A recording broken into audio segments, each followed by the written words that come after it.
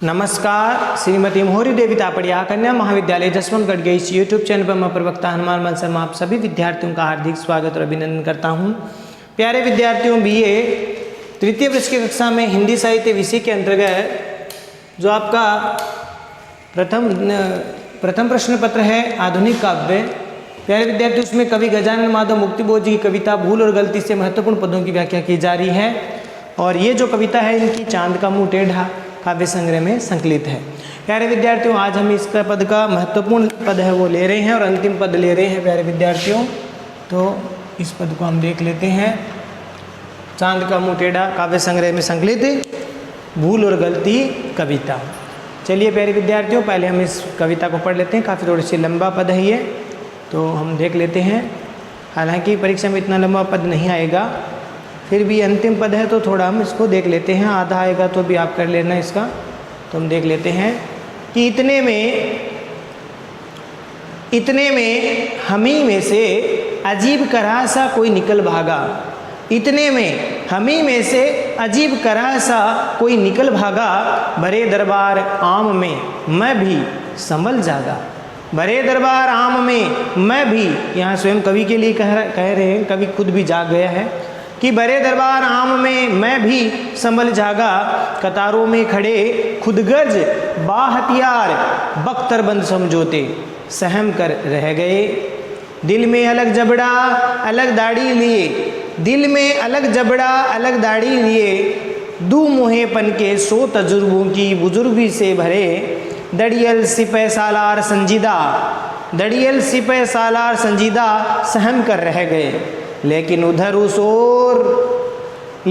उस ओर कोई बुर्ज के उस तरफ जा पहुंचा, कोई बुर्ज के उस तरफ जा पहुंचा।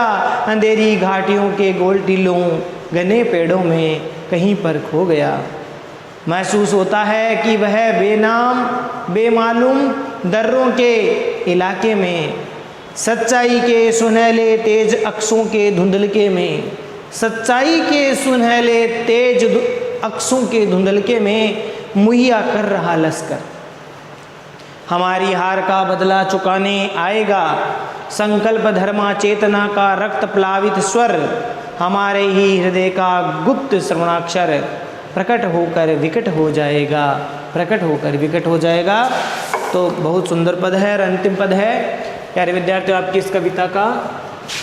इसमें प्यारे विद्यार्थियों मैंने बताया था कि गजानन माधव मुक्तिबोध जो है स्वयं एक मार्क्सवादी विचारधारा के कवि हैं। तो मार्क्सवादी विचारधारा में जो पूंजीपति वर्ग है, पूंजीपति वर्ग के अत्याचार, उनकी जो उनकी महत्वाकांक्षा है, उसमें कहीं न कहीं मध्यम वर्गीय व जो निम्न वर्गीय, हाँ मध्यम वर्गीय व जो बुद्धि वर्गीय जो है बुद्धिजीवी, वो उनकी हाँ में हाँ मिला लेते हैं। लेकिन कोई जो बुद्धिजीवी है वे जो निम्न वर्ग या मजदूर वर्ग है उनके साथ भी खड़े हो जाते हैं और उन्हीं में से कोई क्रांति पुरुष निकलता है और वह क्रांति पुरुष ऐसे पूंजीपति वर्गों का, उच्च वर्गों का शोषण जो करते हैं उनका विरोध करते हैं, विद्रोही होते हैं। अर्थात वे रक्तधर्मी या फिर संकल्पधर्मी चेतना के प्रतीक होते हैं, चेतना के प्रतीक होते हैं।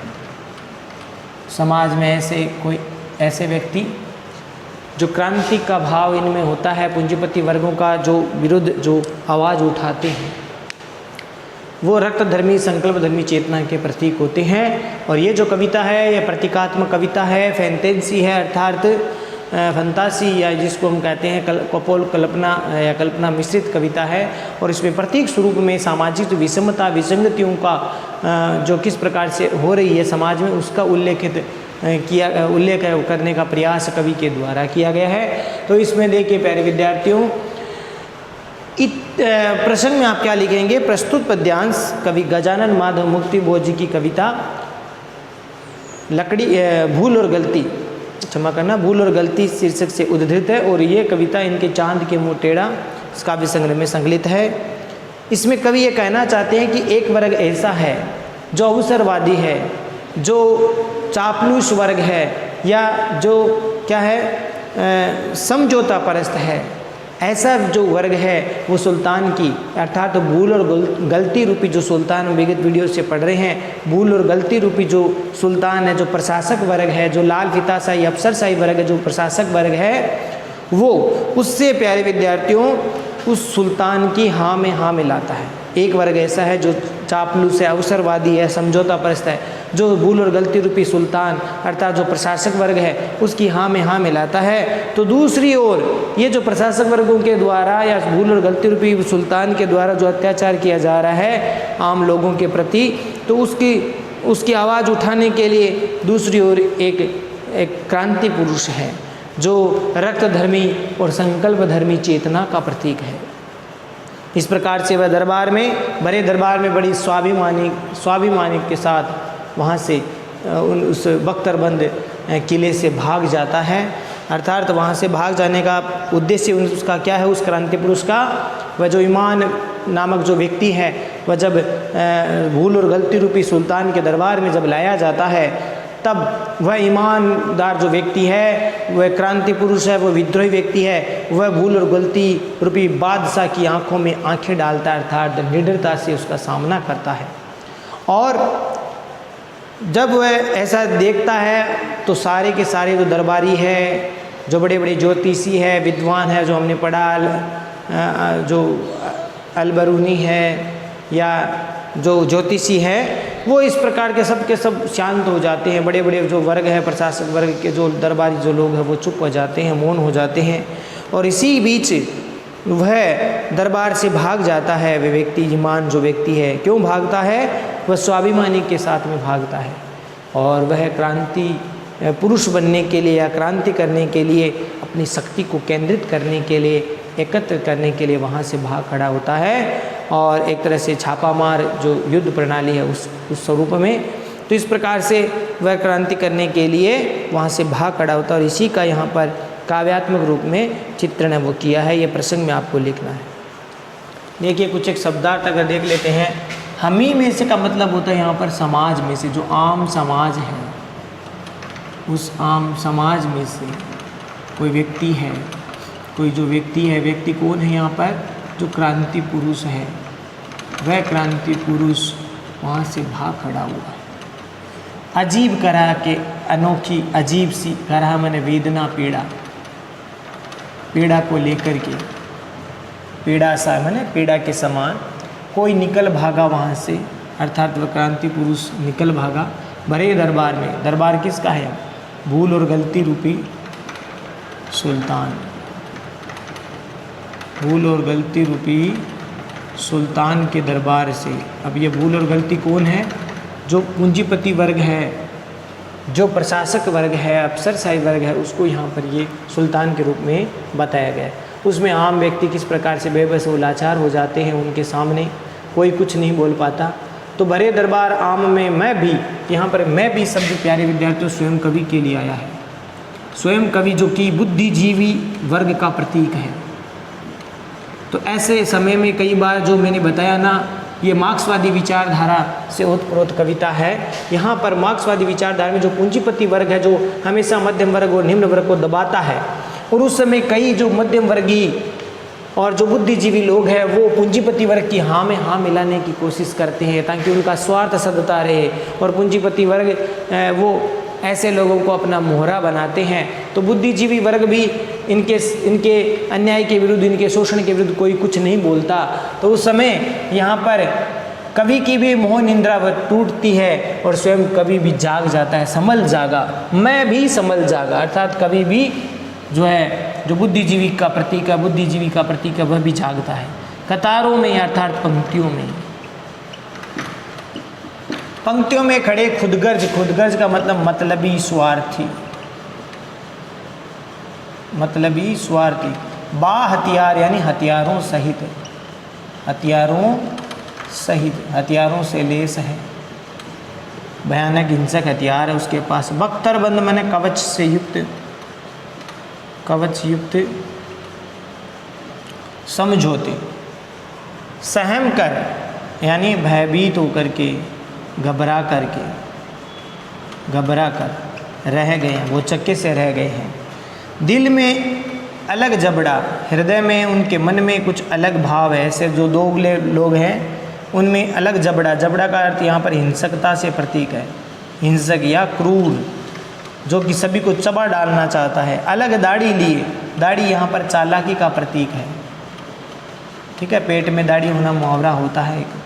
तो चालाकी अलग, यानी कहने का मतलब कथनी और करनी में इनमें अंतर है, कथनी और करनी में अंतर वाले लोग। ऊपर से दिखावा दिखाते हैं। और दो मुँहेपन का मतलब दो जिसके मुंह है, अर्थात दोगलेपन की बातें जो करने वाले लोग हैं, दोगलेपन वाले जो लोग हैं वे सो तजुर्बों का मतलब होता है अनुभवी, सो अनुभव से युक्त ऐसे बुजुर्ग लोग, बुजुर्गी यानी जो वृद्ध लोग हैं उस दरबार में भरे। दड़ियल सिपह सालार यानी दाढ़ी से, बड़ी बड़ी दाढ़ी वाले, बड़ी बड़ी दाढ़ी वाले अनुभवी सिपह सालार अर्थात जो सेनापति सरदार है, वे जो आम दरबार में यानी बुल और गलती रूपी सुल्तान के दरबार में रहने वाले बड़ी बड़ी दाढ़ी वाले सिपह सालार, संजीदा यानी गंभीर। सहम कर मतलब भयभीत होकर के, घबरा कर रह गए, सहम कर बोचक्के से रह गए। लेकिन उधर उस ओर यहाँ पर दूसरा स्वरूप हो रहा है, उधर उस ओर, दूसरी तरफ वह जो ईमान रूपी जो क्रांति पुरुष है वो भागा है वहाँ से। वह कोई बुर्ज के उस तरफ, यानी बुर्ज का मतलब होता है मीनार होता है, किला, तो उसके ऊपर का जो भाग होता है उसको बुर्ज कहा जाता है, जहाँ से जो है हथियार वगैरह भी चलाते हैं, वहाँ से बुर्ज, किले का ऊपर वाला भाग जो उसको मीनार इत्यादि कहा जाता है, उस बुर्ज के उस तरफ जा पहुँचा है। वह जो क्रांति पुरुष वह दूसरी तरफ जा पहुँचा है। अंधेरी घाटियों में, पहाड़ियों पर वो पहुँच गया, जहाँ अंधेरा है, गोल टीलों के आसपास, घने पेड़ों में, गहरे घनघोर पेड़ों में वह पहुँच गया है। कहीं पर खो गया, ऐसा लगता है जैसे कहीं पर खो गया है। महसूस होता है कि वह बेनाम है, जिसका कोई नाम नहीं है, नामहीन है, नामहीन, बेमालूम, जिसका कोई पता नहीं है, कोई ठिकाना नहीं है, कोई पता नहीं, कोई मालूम नहीं है कहाँ गया।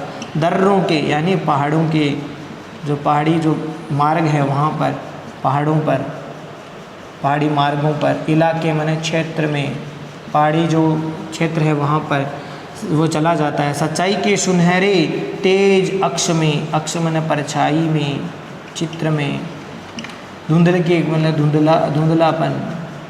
धुंधलापन, फीकापन, अंधकार में, अंधेरे में, हल्की रोशनी में। मुहैया मतलब मुहैया करवा रहा है, अर्थात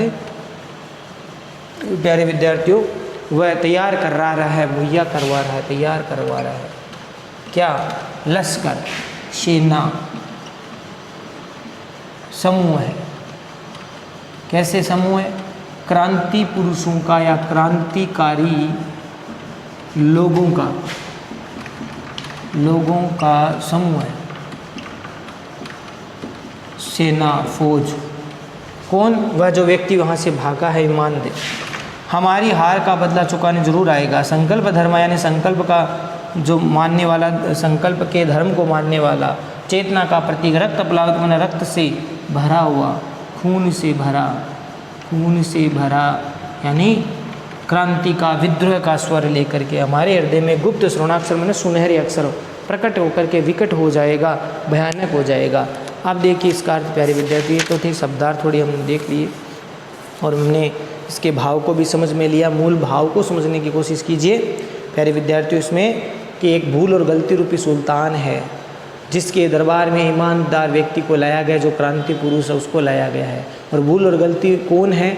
वो समाज में फैले ऐसे पूंजीपति वर्ग जो बड़े उच्च वर्गों में, उच्च पदों पर, ओहदों पर जो सुशोभित है, और लेकिन वे अपने पदों का दुरुपयोग करते हैं। आम जनता को अपने पदों की सख्ती से उनको अत्याचार उनके ऊपर करते हैं, शोषण उनका करते हैं। ऐसे प्रशासक वर्ग, अफसरशाही, लाल फीताशाही जो लोग हैं, उनको यहाँ पर भूल और गलती रूपी सुल्तान की संज्ञा दी है। और जो सामाजिक विषमता वो किस प्रकार से करते हैं, ऐसे पूंजीपति वर्ग जो मध्यम वर्ग और निम्न वर्ग को शोषित करते हैं, उनके पर अत्याचार करते हैं, उस समय ऐसे आम लोग हैं वो कुछ नहीं बोल पाते उनकी शक्ति के सामने, और वे एक तरह से दिन पर दिन और अधिक सुदृढ़ होते जाते हैं। ऐसे पूंजीपति, ऐसे प्रशासक वर्ग पर छोटे जो लोग, मध्यम वर्ग के जो बुद्धिजीवी लोग हैं, वो भी उनका सहयोग करने लग जाते हैं, जिससे उनकी दिन पर दिन शक्ति बढ़ जाती है, और आम लोग जो है उनके सामने कुछ नहीं कर पाते, कुछ नहीं बोल पाते। लेकिन कभी न कभी ऐसी स्थिति आती है कि कोई न कोई उस विद्रोह, उस अत्याचार को सहन करते करते इतना अधिक तंग आ जाता है कि वह क्रांति का स्वरूप ले लेता है, उसके भीतर स्वाभिमान जाग जाता है, अपने उस अत्याचार के विरुद्ध वो आवाज़ उठाने के सामर्थ्य वो प्राप्त करता है। तो उसी को यहाँ पर समाज में व्याप्त एक व्यक्ति को, जो ईमानदार व्यक्ति है, विद्रोह करने वाला व्यक्ति है, उसको कहा है, देखिए कि इतने में हमी में से अजीब करा सा कोई निकल भागा, भरे दरबार आम में मैं भी संभल जागा।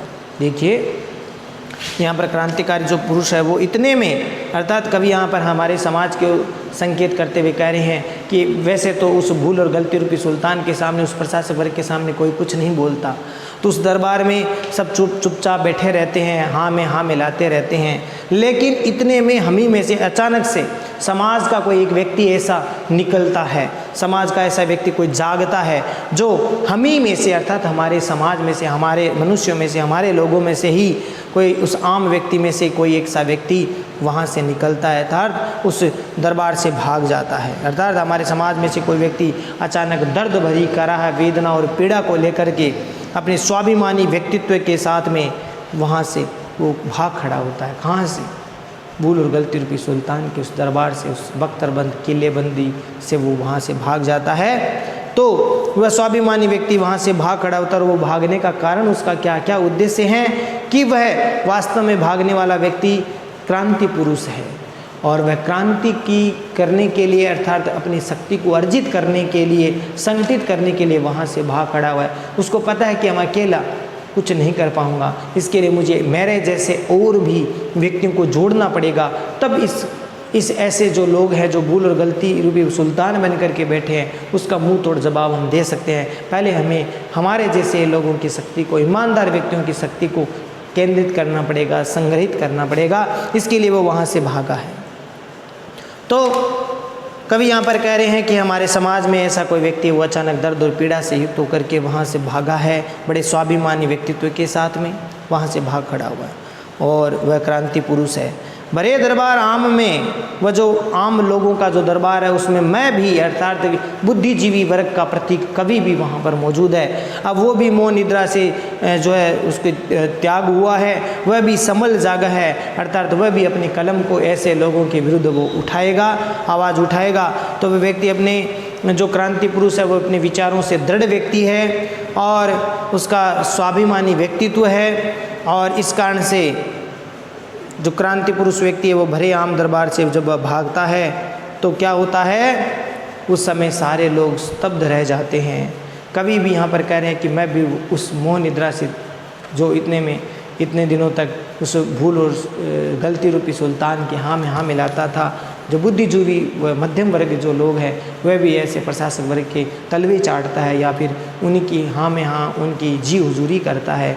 तो उस समय कभी भी जागृत हो जाता है, और उस समय जब वह जो क्रांति पुरुष है वो वहाँ से भागता है दरबार से, तो वहाँ पर कतारों में खड़े खुदगर्ज बातियार बख्तरबंद समझौते सहम कर रह जाते हैं। और उस समय उस दरबार से जो बड़े कतारों में खड़े हैं खुदगर्ज यानी स्वार्थी लोग, जो हालांकि वो ऊपर से दिखावे के रूप में उस सुल्तान के साथ रहते हैं, अंदर ही अंदर तो उन दोगलेपन के व्यक्ति हैं। तो ऐसे जो लोग हैं खुदगर्ज होते, मतलबी होते हैं, और वो हथियारों से वहाँ पर कतारबद्ध जो खुदगर्ज जो लोग हैं, हथियारों से युक्त जो लोग हैं, वे भी चुपचाप रह जाते हैं, कोई कुछ नहीं बोलता, अर्थात कोई कुछ नहीं कर पाता। वह ईमानदार व्यक्ति जो क्रांति पुरुष है, रक्त धर्मी, संकल्प धर्मी, चेतना का प्रतीक व्यक्ति है, वह वहाँ से भाग खड़ा होता है और कोई उसके भागने पर कोई कुछ नहीं कर पाता। सब कतारों में खड़े हुए व्यक्ति कुछ नहीं कर पाते, जो दरबार में खड़े हैं उस राजा के, उस सुल्तान के, उस बादशाह के। भक्त और समझौते, जो समझौते प्रस्त जो लोग हैं वे भी कुछ नहीं कर पाते, वे सब सहम करके रह गए हैं, डर करके घबरा करके रह जाते, कोई भी उसका सामना नहीं कर पाते। किसका? ईमानदार व्यक्ति का, उस विद्रोही व्यक्ति का कोई सामना नहीं कर पाते। ठीक है, क्योंकि उस जो विद्रोही जो व्यक्ति है, क्रांति पुरुष जो व्यक्ति है, उसके हृदय में अलग प्रकार के भाव है, उसकी पहचान अलग है, क्योंकि वहाँ पर सभी बेईमान है, उसमें एक ईमानदार व्यक्ति, उसकी अलग पहचान है।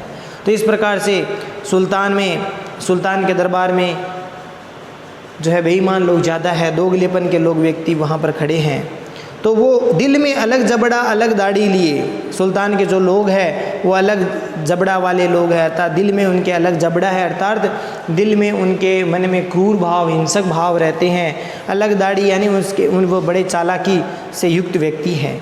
और जब सुल्तान के दरबार में रहते हैं ऐसे दोगलेपन, जो 100 तजुर्बों की बुजुर्गी से भरे, अर्थात बड़े तजुर्बेदार अर्थात अनुभवी व्यक्ति है, और वे सुल्तान के हाँ में हाँ मिलाते हैं, और दिल के बड़े क्रूर है, हिंसक है, जबड़ा, उसके दिल में जबड़ा है, अर्थात वह सभी को चबा जाना चाहते हैं, खा जाना चाहते हैं, हिंसक क्रूरता का प्रतीक है। अलग दाढ़ी लिए और उनके मन में, उनके पेट में अलग दाढ़ी अर्थात चालाकीपन है, चालाक है वो।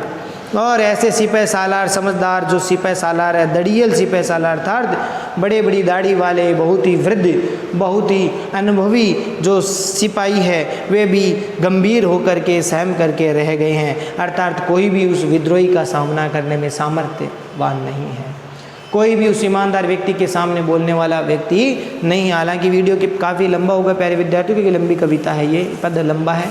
लेकिन उधर उस ओर, लेकिन इधर तो ये सब ये हो रहा था, दरबार में कोई कुछ नहीं बोल पा रहा था। क्रांति पुरुष अपने स्वाभिमान व्यक्तित्व के साथ में वहाँ से भाग खड़ा हुआ। बड़े बड़े अनुभवी, बुद्धिजीवी, प्रशासक वर्ग के जो लोग हैं वो कोई कुछ नहीं कर पाए। और लेकिन उधर उस ओर, अर्थात जो क्रांति पुरुष व्यक्ति है वह अंधेरी घाटियों में कोई बुर्ज के उस तरफ जा पहुंचा है, कोई उस बुर्ज के उस पार पहुंच गया, अंधेरी घाटियों के गोल टिल्लों में, घने पेड़ों में कहीं पर खो गया है। वह व्यक्ति जो क्रांति पुरुष है वह अंधेरी घाटियों के गोल टिल्लों के बीच में जाकर के कहीं खो गया है, अर्थात वहाँ जाकर वे खोने का तात्पर्य है कि वह वहाँ एक एकांत में रह करके अपने जैसे ही ईमानदार, सच्चे देशभक्त, अर्थात जो स्वाभिमानी व्यक्तित्व के धनी हैं, ऐसे लोगों को वो इकट्ठा करना चाहते हैं। इसीलिए वह वहाँ से घाटियों के टिलों के बीच में जाकर कहीं खो गए हैं, अर्थात छापामार युद्ध प्रणाली की ताक में हैं। वहाँ जाकर अपनी शक्ति को एकत्रित कर रहे हैं, गोपनीय तरीके से वो प्रयास कर रहे हैं, गुप्त रूप से। कई बार क्रांतिकारी व्यक्तियों के बारे में हम पढ़ते हैं तो वो क्रांतिकारी जो लोग हैं वो एकांत में जाकर के, गोपनीय उनके ठिकाने होते हैं, वहाँ पर अपनी शक्ति को अर्जित करते हैं। कई बार वो भूमिगत रह करके भी शक्तियों को अर्जित करते हैं, अपने जैसे क्रांति पुरुषों को जोड़ते हैं ताकि वह ठीक प्रकार से ऐसे लोगों का सामना कर सके जो अत्याचारी है, पूंजीपति वर्ग है। तो क्रांतिकारी गतिविधियों को अंजाम देते हैं से इस प्रकार से गोपनीय प्रयास करके, अर्थात छापामार युद्ध में वो निष्णांत बनना चाहते हैं, छापामार प्रणाली से उनका सामना करना चाहते हैं। तो वो अंधेरी घाटियों में, गोल टिल्लों के घने पेड़ों में खो से गए हैं। महसूस होता है कि वह बेनाम बेमालूम दर्रों के इलाकों में सच्चाई के सुनहले तेज अक्षों के धुंधलके में मुहैया कर रहा है लश्कर। देखो क्यों गया है वो वहाँ पर, जो ईमानदार व्यक्ति है, जो क्रांति का प्रतीक है, वह सच्चाई के सुनहरे तेज को, सच्चाई के सुनहरे तेज को, उसकी परछाई के धुंधलके में, उस सच्चाई के धुंधलके में, उस परछाई में, वो घाटियों में चुपचाप लश्कर तैयार कर रहा था, तो फौज तैयार कर रहा है, अपने जैसे ही क्रांति पुरुषों को एकत्रित कर रहा है, समूह बना रहा है, तभी वो वहाँ पर गया है। प्यारे विद्यार्थियों, उस व्यक्ति की धारणा क्या है? उस व्यक्ति की धारणा यह है कि हमारी हार का बदला चुकाने आएगा, अर्थात जब भी ईमानदार व्यक्ति लांछित होता, अपमानित होता है, पीड़ित होता है, शोषित होता है, तब वह दुगुने जोश और उत्साह के साथ संकल्प युक्त होकर के क्रांति पुरुष बनता है और वह अपने अपमान और अपनी हार का बदला चुकाने के लिए समाज में फिर से वो आता है। अर्थात कहने का तात्पर्य है कि वह जो संकल्पित व्यक्ति है, स्वाभिमानी व्यक्ति, वह अपने अपमान का बदला लेने जरूर आता है, चुकाता है। वह संकल्प युक्त होकर के क्रांति पुरुष बनता है और क्रांति पुरुष बन करके क्रांति का स्वर है वो व्यक्त करता है, क्रांति के स्वर प्रकट होता है उसका। संकल्प धर्मा चेतना का रक्त प्लावित स्वर, अर्थात वह बड़े संकल्प धर्म को निभाने वाला वह जो क्रांति पुरुष है वह अपने रक्त से भरे हुए स्वर को, क्रांति स्वर को प्रकट करता है और वह हमारे हृदय का गुप्त श्रवणाक्षर प्रकट होकर विकट हो जाता है। अर्थात वह हमारे हृदय में जो क्रांति का स्वरूप है, स्वाभिमानी का स्वरूप है, वह भयानक रूप धारण कर लेता है, विकट रूप धारण कर लेता है, अर्थात भयानक रूप धारण करता है। वह प्रकट होकर न केवल क्रांति करता है अपितु वह भयानक रूप धारण कर लेता है, सारे समाज को चौंका देता है।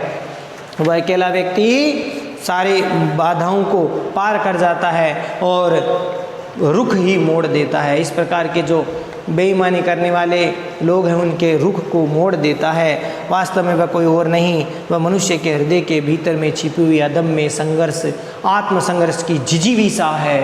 वह व्यक्ति कौन है? वह मन के विचार है जो हृदय में, सभी व्यक्तियों के हृदय में मौजूद रहते हैं, लेकिन वह जब वह जागते हैं तभी ऐसी स्थिति के ऐसे क्रांति पुरुष वो बन पाते हैं। तो मनुष्य के हृदय के भीतर छिपी हुई अदम्य जो जिजीविसा है उसकी चेतना है, अर्थात उसका स्वरूप है, वहीं क्रांति पुरुष इसमें बताया गया है। तो प्यारे विद्यार्थियों, ये मूल रूप से जो शोषित वर्ग के प्रति, जो शोषक वर्ग है उनके प्रति शोषित जो वर्ग है उसकी विद्रोह की भावना यहाँ पर व्यक्त होती है। और जो क्रांति पुरुष है वह अपने संकल्प के साथ में, अपने स्वाभिमान के साथ में क्रांति पुरुष बन करके ऐसे लोगों का सामना करते हैं और अपने अपमान का बदला लेते हैं, अपनी हार का बदला चुकाने के लिए जरूर वो आते हैं। और वे ऐसे मनुष्य के हृदय में छिपी हुई अदम में जिजीविसा की जो चेतना है वहीं संकल्पित होकर के इनका सामना करती है।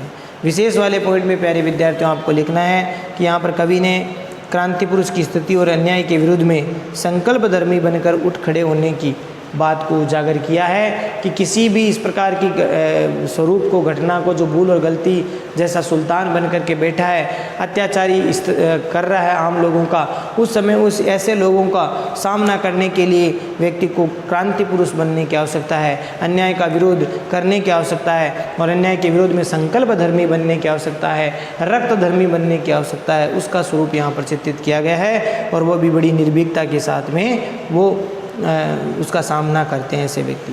कवि ने यहाँ पर यह भी संकेत किया है कि जब तक भूल और गलती सुल्तान बन करके बैठी रहती है, जब तक भूल और गलती सुल्तान बन करके बैठी रहेगी तब तक कुछ लोग ऐसे ही समझौता प्रस्त होंगे। कुछ लोग जो मध्यम वर्गीय बुद्धिजीवी है वो ऐसे सुल्तान के हाँ में हाँ मिलाते हैं, समझौते प्रस्त व्यक्ति होते हैं, मतलबी होते हैं और वे इनके हाँ में हाँ मिलाते रहेंगे। किंतु ईमान का जो एक किरण है, ईमान की एक किरण है, उनको इस प्रकार से हिला करके रख देती है।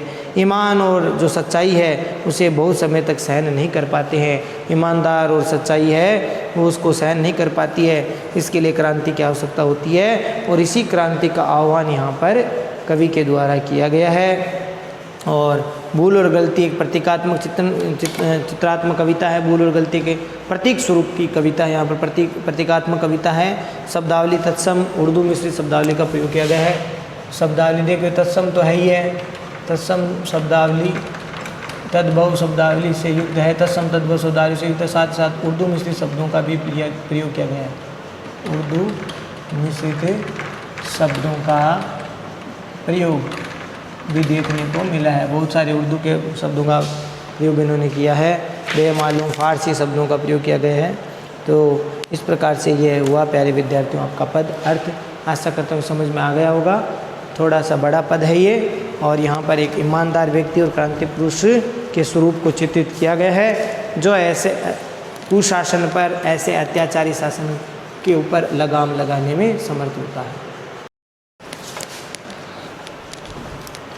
प्यारे विद्यार्थियों, आज के लिए बस इतना ही। अगले वीडियो में पुनः उपस्थित होंगे अगली कविता या अगले कवि की कविता को लेकर के। तब तक के लिए आप इस पद को ठीक प्रकार से पढ़ें, समझें और अर्थ ग्रहण करें, नोट्स बना कर याद भी करें। चैनल को लाइक, शेयर और सब्सक्राइब करना ना भूलें। जय भारत, जय हिंदी। धन्यवाद विद्यार्थियों।